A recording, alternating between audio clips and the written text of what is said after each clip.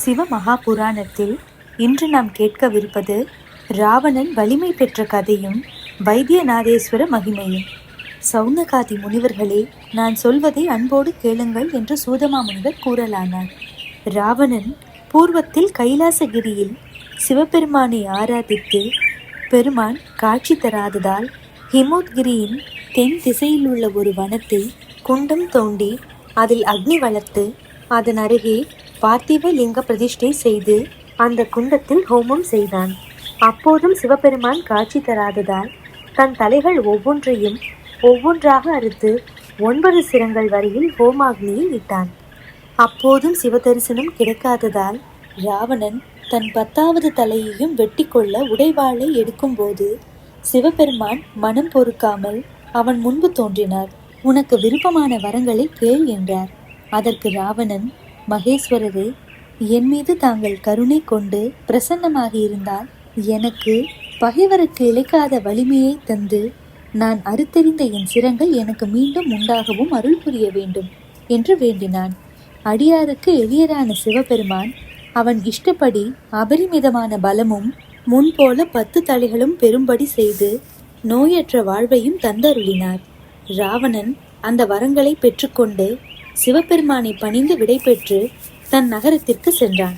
இதை அறிந்த தேவர்களும் முனிவர்களும் இந்த ராவணனால் இனிமேல் நமக்கு என்ன துன்பங்கள் விளையுமோ என்று நினைத்து பயந்தனர். எத்தகைய காரியத்தையும் சாதிக்க வல்லமையுடையவனாக இருப்பானே என்று வருந்தி கொண்டிருந்தார்கள்.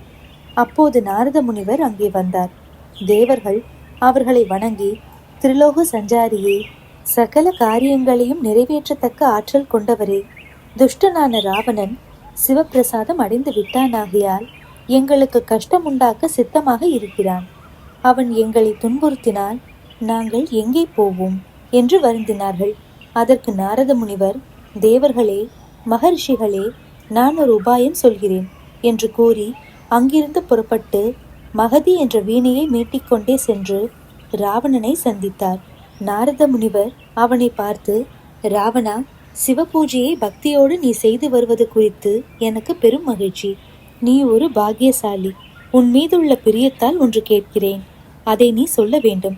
இவ்வளவு மகிழ்ச்சியோடு இருப்பதற்கு காரணம் என்ன என்று கேட்டார். அவரை ராவணன் உற்று பார்த்து, நாரதரே, நான் சிவார்ச்சனை செய்து சிவபெருமானின் அனுகிரகத்தால் பெரும் வல்லமை பெற்றிருக்கிறேன் என்றான். அதற்கு நாரதர், ராவணா, நீ சிவபெருமானை எப்படி அர்ச்சித்தாய்? நீ எனக்கு அதை சொல்ல வேண்டும் என்றார். நாரத முனிவரே, நான் பூர்வத்தில் கைலாயகிரியை அடைந்து பெரும் தவம் செய்தேன். நான் செய்த அருந்தவத்திற்கு சிவபெருமான் தரிசனம் தராததால் அங்கிருந்து புறப்பட்டு ஹிமாலய மலையின் தென் திசையில் உள்ள வனம் ஒன்றில் கிரீஷ்ம காலத்தில் பஞ்சாக்னி மத்தியிலும், மழை காலத்தில் வெளியிலும், குளிர்காலத்தில் ஜலத்திலும் இருந்து தவம் செய்தேன். அப்படி தவம் செய்தும் சிவபெருமானுக்கு என் மீது கருணை உண்டாகவில்லை. அதனால் எனக்கு பெரு வருத்தம் உண்டாயிற்று. நான் பார்த்திவ லிங்கத்தை அந்த புஷ்பங்களால் அர்ச்சித்து நிவேதனம் செய்து சிவப்பிரீத்தியான யாகங்கள் செய்தேன்.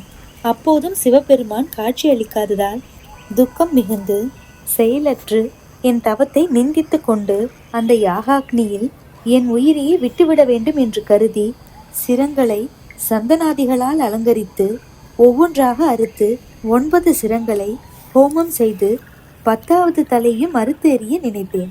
அப்போது சிவபெருமான் தேஜோ ரூபியாய் பிரசன்னமாகி, தலையை அறுக்க வேண்டாம் என்று என் கையை பிடித்து கொண்டு, உனக்கு வேண்டும் வரத்தை கேள் என்றார். அப்போது நான் அவரை தரிசித்து, உலகத்தில் உள்ளவர்களை எல்லாம் ஜெயிக்கத்தக்க பலத்தை எனக்கு கொடுக்க வேண்டும் என்று கேட்டேன்.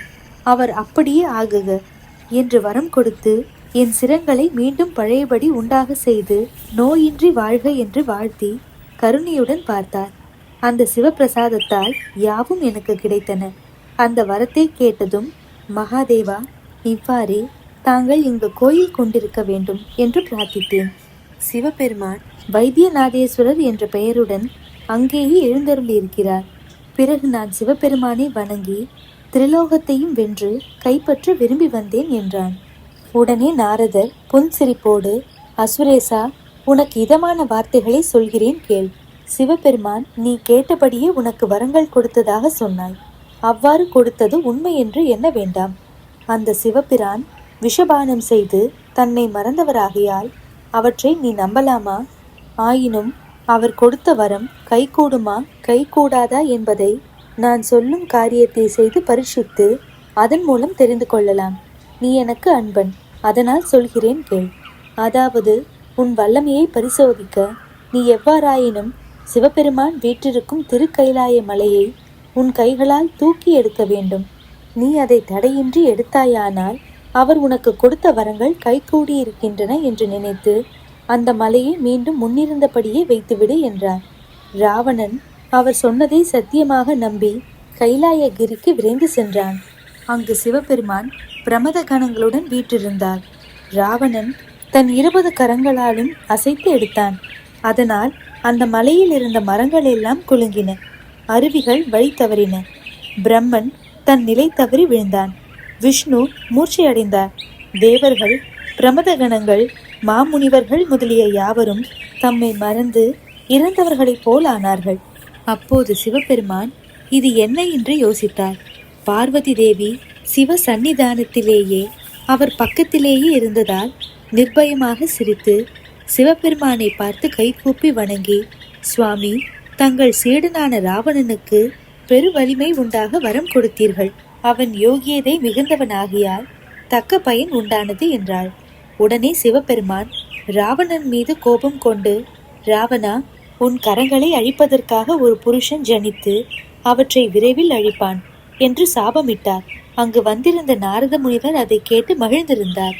ராவணனும் கைலாய மலையும் பழையபடியே வைத்துவிட்டு சிவபெருமான் தனக்கு கொடுத்த வரம் கைகூடியது என்று கருதி கர்வத்துடன் தன் வழியே சென்று அன்று முதல் உலகத்தை துன்புறுத்தி வந்தான்.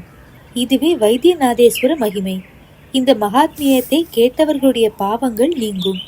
இனி போகேஸ்வர ஜோதிர்லிங்க மகிமையையும் அதன் உற்பத்தியையும் சொல்கிறேன் என்று சூதமுனிவர் சொல்லத் தொடங்கினார். சிவபெருமானின் பெருமைகள் என்றென்றும் தொடரும். ஓம் நம சிவாய்.